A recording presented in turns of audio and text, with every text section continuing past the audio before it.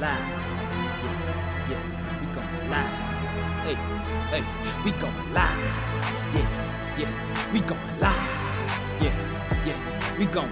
Yeah, yeah, we going. Yeah, yeah, yeah, we going live. From the 50-yard line, we going live. From the 50-yard line, we going live. From the 50-yard line. Hey. All right, so Trav, you're gonna hang out with us through the show. One of the things that is pretty much a staple of this show is our Who's Really Right segment. Okay. Basically what that is when Steph and I are on opposite ends of an issue, we kind of go back and forth and we allow the people to let us know who's really right. Y'all making me choose. All right. Yeah. So you're gonna be the deciding factor. Let you know. You're gonna be the deciding factor today on the show, but we'll still, ask the people like, who they think is really right, or what position they think is really right. The ones that Stephanie and I are taking. So for this, who's really right? The rationale for us getting to this is that, and it isn't just Barkevious Mingo, but he's like the latest. Well, not now, but he was. Well, yeah, okay, he was. When he was until the Richard Sherman thing popped up today, but yeah. Well, so in fairness, I don't think Richard Sherman is signed to anyone. He's not. He's a free agent. But so with Barkevious Mingo, he was actually signed to the Atlanta Falcons, and so how we get to this is what happens is that these teams, see these charges and they react immediately, and they may release a player based off of the charges. And so no due process has happened, but they'll just release the player based off of the charges. So our Who's Really Right today is, should these professional organizations operate under legal due process for athletes who are in trouble? Man, go first today. Go first, Jarrett. You want me to go first? Go first, Jarrett.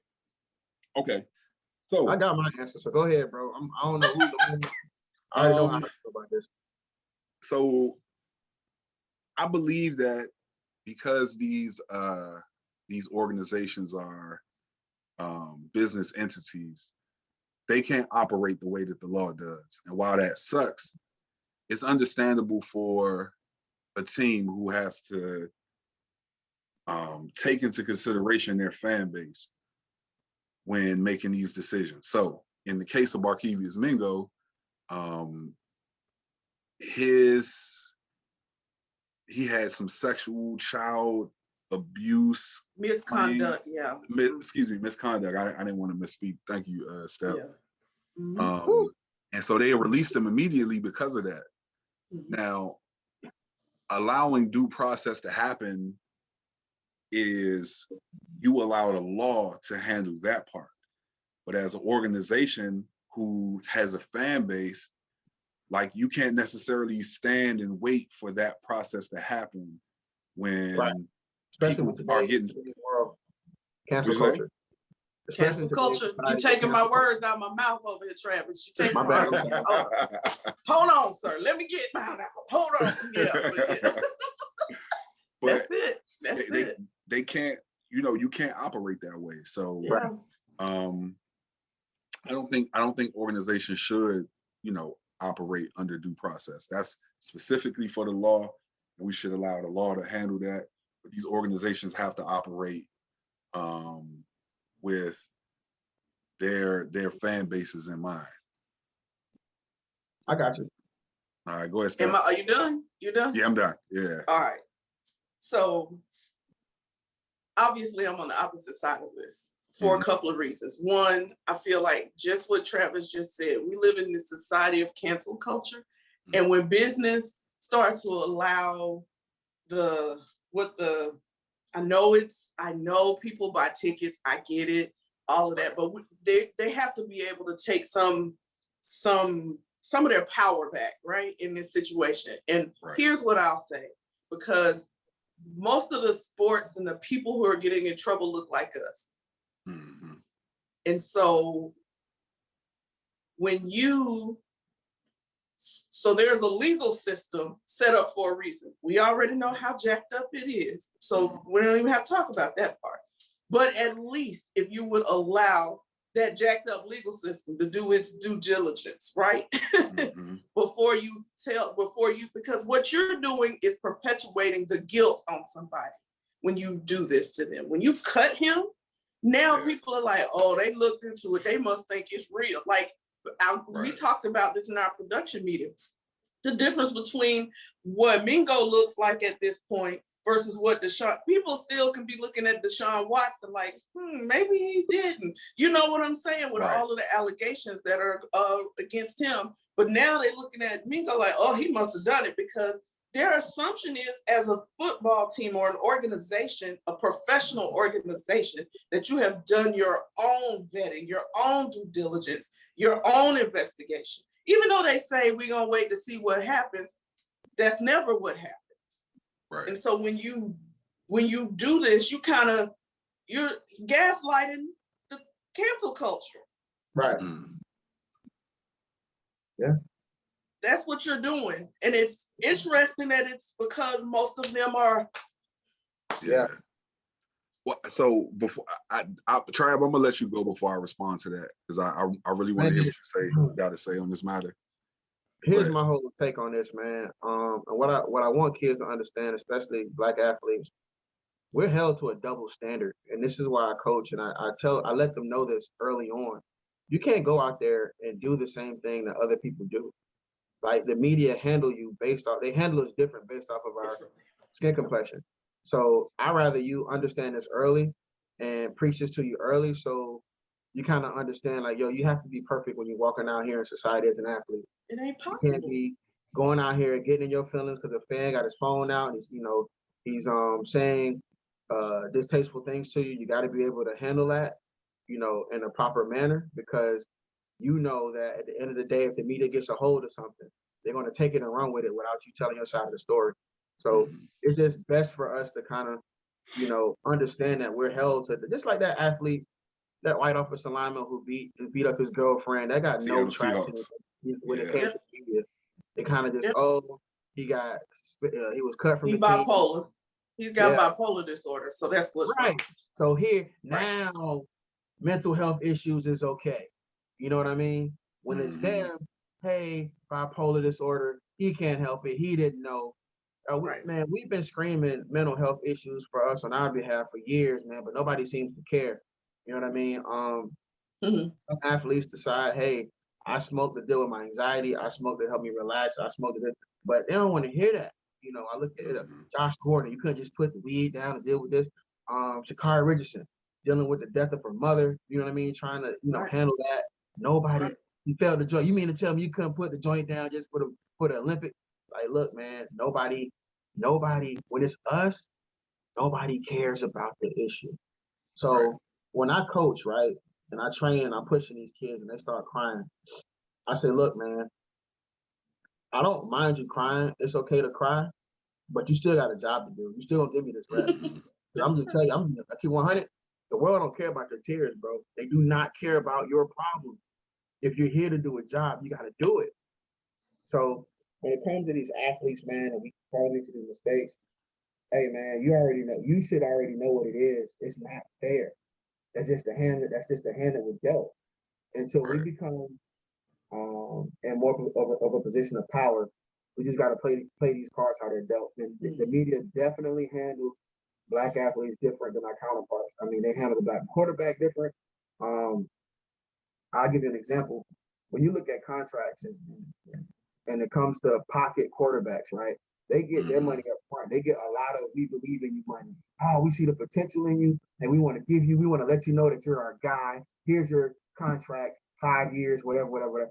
But when it's a athletic quarterback, it's always, show me why you deserve this money. We're going to franchise tag you, let you go out here and earn it again. We always have to prove ourselves over and over and over. Ryan Tannehill got so much "we believe in you" money. He didn't got 2 long contracts before he started experiencing success. You know what I mean? Yeah. Mind you, he done tore this ACL twice. But when you look at guys like Robert Griffin III, they don't get that benefit of the doubt. injury prone. He can't handle. But like these other guys go out here, man, they get banged up, but they get coddled, get taken care of. We want to let you know you're our guy. We're not going to sign nobody to replace you. Like that's why I got mad with the Dallas Cowboys situation and Dak Prescott. Like Dak's holding out for a contract. You know what? We're gonna go get another mediocre pocket guy, do the job in case you don't decide to come in. But that's just the nature of the business, man. With health a different standard. I want these young kids to know that, and these parents to know that you got to raise your child to be mentally tough to deal with these kind of things, so they know when they get out to the real world as a pro athlete, if they make it that far, you can't make the same mistakes that everybody else makes. You got to walk a straight path. Yeah. So, to kind of go back and I guess to put a bow on this thing. So first, let me say, Trav, I'm assuming that you are saying that these organizations shouldn't operate under due process? These organizations are going to do what they want to do, bro. They're going to pick and choose when they want to wait and see what the due process is, depending on who you are as an athlete. Well, so we got examples of... We know what's happening, but what do you think should happen? Right. Of course, due process, man. Okay. I give it, but I just know that's not what's going to happen. It's not what's going to happen. That's right. Well, so let me give you an example of when due process does happen, right? And I'm going to use a Black athlete. And Steph, when we talked about this the other day, what name I used. Ray Rice was very forthcoming in the incident that he had with his now wife in what was that, Atlantic City or Vegas? I believe it was Atlantic City. No, they were in Atlantic City. Yeah. So he was very forthcoming about what happened. He told the Ravens brass what happened, and they investigated it. Then they, went forward. They didn't know anything about the tape. So when TMZ got their hands on the tape months later, and it came out exactly what happened, the Ravens had to, because for reasons of public outcry, had to release cancel culture. Mm-hmm. Well, so that was the start of cancel culture. That kind of, even though he needed to be canceled. Let me just put that out there. But. Okay. Well, so no, and that was going to be my point. Like the wait and see approach, right? We've seen evidence of that not working well in the favor of the NFL, right? Because if it comes out months later, and especially with something like abuse of children or domestic violence, if it comes out months later that you are guilty, and we've taken the stance that we're going to wait and see, then what it looks like is we are valuing our players over the victims or the alleged victims. Go ahead. We can't use this Ray Rice story because because he came to them and told them, see, this is a situation where you already knew the answer. Right. He said, I beat her up. So at that point, you needed to make the decision at that point as an organization. If you're worried about how it looks or whatever, you should have just said, okay, well, we just gonna have to go on and cut you. Not waiting. That's not a due process situation to me. It wasn't a need for due processing. Is to me them figuring out if the allegations are true or not. We already knew from the beginning the allegations were true because he went to them and told them. So they should have just said, you know what, bro, we gonna holler. You're domestic violence. Like this is horrible. Right. I think that should have been that's a clear-cut, easy situation right there with Ray Rice. Yeah, before it all comes out, you can just go ahead and cut him. He already told you what he did. I think if this had been a situation where he didn't say anything, and then she went and it got leaked to the press, and it went through a process where it was a he said, she said, and there was no tape, that's different. Right. Well, so go ahead. I'm sorry, Trav. You were trying to get to something. She didn't press charges, right? I remember her defending. No. Well, they ended up getting married, and so she wouldn't have to testify. She did not press charges. That's what I'm saying. That's That's so different from what we're talking about, because it's a he Well, said, she so- said in these other, or he said, whoever said in these other circumstances. I think it's different in the sense that, like you said, it may not be a true due process from the standpoint of there was a trial and someone had proclaimed their innocence, right? I'm speaking specifically about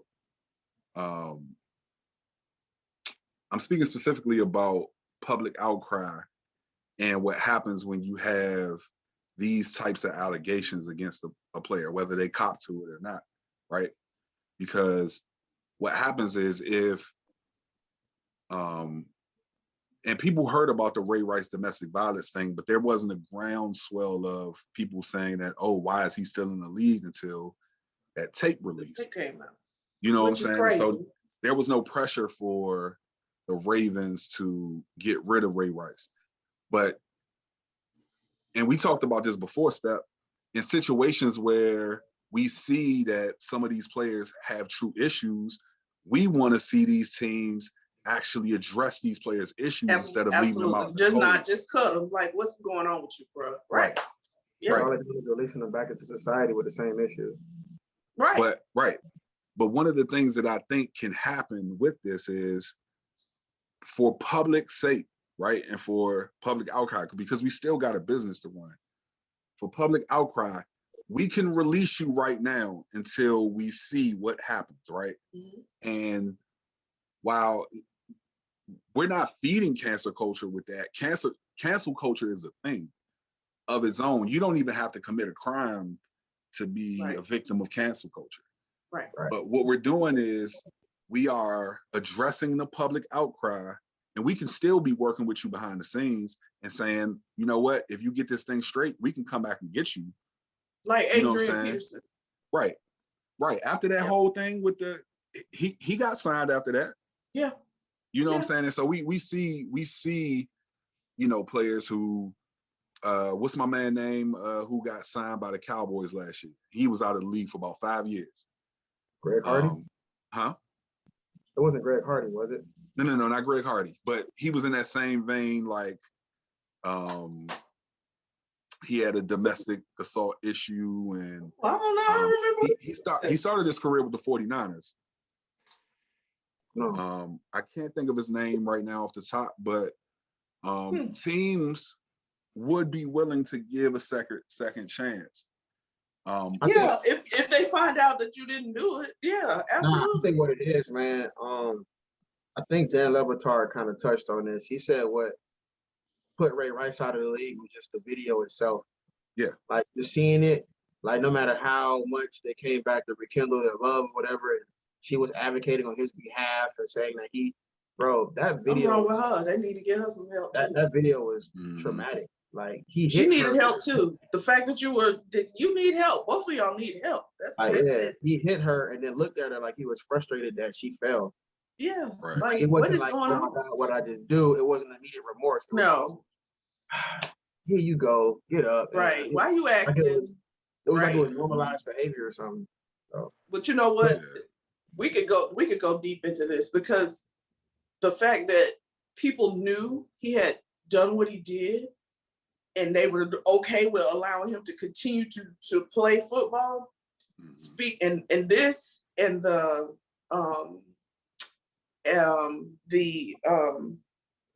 no, I'm gonna just leave it at this one. This particular situation, because we knew for sure that he did it. Right. So this is the misogyny of pro football. Mm-hmm. Because this woman, it didn't matter, right? Yeah. This woman got her butt whooped by this man who plays professional football. Right. It was okay as long as nobody knew, because that's their business. No. Well, so, and I want to be fair to the Ravens organization, and in particular Ozzie Smith. Yes. Ozzie Newsome. I'm getting the names confused. I'm sorry for because he's a it's an Ozzie Hall of Fame, huh? It's an Ozzie. It's an Ozzie, yeah. He's a Hall of Fame tight end, you know what I'm saying? One of the things that came out, and this came out later, and I don't know if this was a PR thing, but he feels like a more genuine person, and that this wouldn't have come out unless it really happened. He actually sought help for the both of them. That's good. You know I'm what I'm okay saying? with So, that. Don't just sit there and act like it didn't happen. I'm good with right. And you know, because he knew the type of man that Ray Rice was, he wasn't, you know, he didn't want to ignore the behavior. So he attempted to get them help, you know what I'm That's saying? awesome. I'm glad to hear that. That's For them awesome. I didn't know personally. that. Yeah. That's He attempted good to to get them hear. help for them personally, but That's what they needed it. right, definitely. They Definitely. needed it. And they got it. You know what I'm saying? Yes. Like you can see in shout out to Flimlo Raps, who did a video a couple of months ago. And he broke it down about, you know, all that they went through, the help that they got. And it was a lot of stuff that I didn't know, or I guess I didn't even know I was privy to about the story that he was able to report. So shout out to him. But they really, and you can see it from some of their, you know, later videos, they really did the work, and they That's really, awesome. you know what I'm saying, went and got help. And so That's amazing. that was good I'm to happy see. to hear that. Yeah. Happy to hear that. That's great. Real talk. Okay, because we can go on about this. Yeah, we gotta can. go on. All right, yeah, we been got an move hour on to the now, next topic. So yes. you guys let us know who's really right. I know I've said this in the past. I'm going to do a better job about putting this stuff up. I know I'll be trying. Like social media really just doesn't interest me. I'm sorry. I got to get better though. I got to get better. Either that or we just gonna listen. If there's a young person out there who needs an internship to do social media, to run our social media, you can run with it for us because we are. Gosh, I got somebody Lord. that does my own personal social media because I already know. Yeah. That I'm not. No. So. So yeah, if you willing to join and intern with us, like we certainly will. It would be awesome for it to be like a football player, a collegiate football player who wanted to go into that communications, and so they can do our social media for us. Or a young lady who wants to go into I mean, I've been it because we do football. Yeah, right, yeah. No, but as you were talking, I was just thinking about that. I was thinking about, you know what I'm saying, somebody like the younger you know what I'm saying, who would be willing to do this, and at some point we could have on as a guest. Absolutely. For them to like sharpen their skills or whatever. So. Absolutely. I would love that. Whoever, come on. Yeah, come on. Hit us up. We'll tell you how at the end.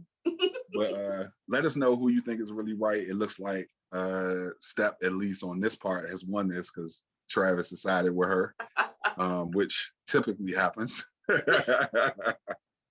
But let us know who you guys think is really right. Now put the cameras on me, put the cameras on me, put the cameras on me, put the cameras on me, put the cameras on me, put the cameras on me, put the cameras on me.